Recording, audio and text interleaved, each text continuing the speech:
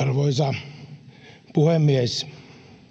Selonteossa ja valiokunnan mietinnössä mainitaan monenlaisia ja ihan todellisia haasteita Suomen turvallisuudelle.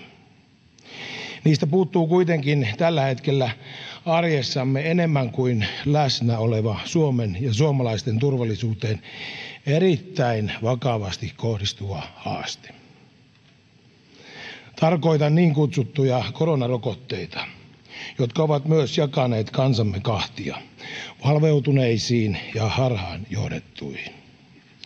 Arvoisat kollegat, saatan nyt tietoonne seuraavan informaation, ettekä te tämän kuultuanne voi enää koskaan vedota tietämättömyyteen liittyen siihen riskiin, mille Suomen kansalaiset on altistettu. Suomi injektoi parhaillaan kansalaisiinsa myrkkyjä, jotka on naamioitu koronarokotteiksi. Ensimmäiseksi, kuunnelkaa tarkkaan.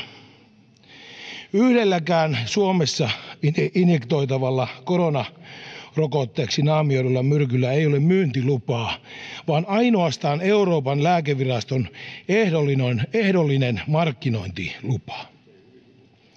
Ehdollisen luvan ehdossa lukee, että lupa on ehdollinen ja että, sitaatti alkaa, saatavilla olevien tietojen on osoitettava, että lääkkeen hyödyt ylittävät sen riskit. Sitaatti päättyy. Toiseksi, arvoisat kollegat, median toitotuksesta huolimatta Suomessa ei ole virallisesti vielä kuollut yhtään ihmistä koronaan. THL:n mukaan viralliset kuolinsyyt julkaistaan 2020 vuoden osalta vasta vuonna 2022.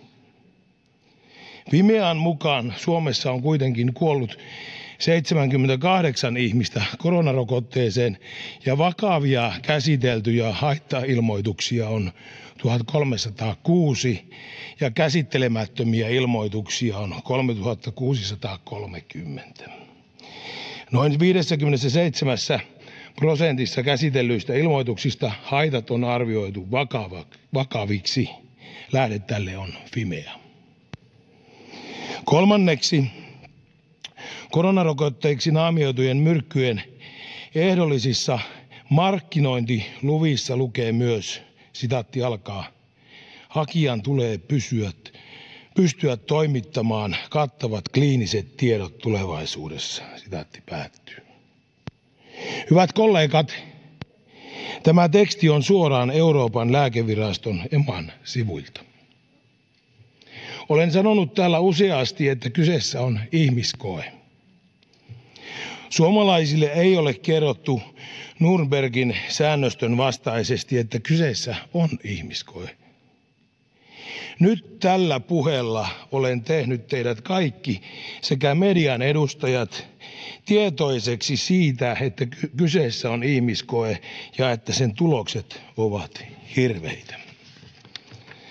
Vertailun vuoksi edellinen keskeytetty pieleen mennyt rokotekokeilu Pandemrix keskeytettiin, kun haittavaikutuksia oli 32 kertaa vähemmän kuin nyt.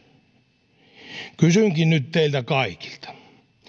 Kuinka monen ihmisen tulee kuolla tai vammautua, että saamme keskeytettyä tämän ihmisten tappamisen ja vammauttamisen?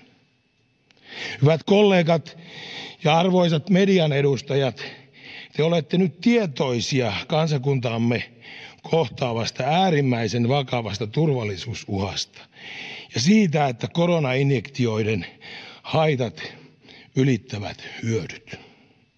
Teillä ei ole enää syytä olla toimimatta kansakuntamme pelastamisen eteen.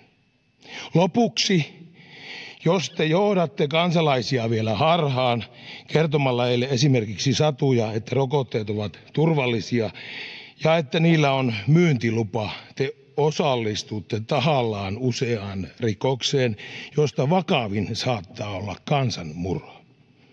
Muistutan vielä kerran kaikkia, siis ihan jokaista.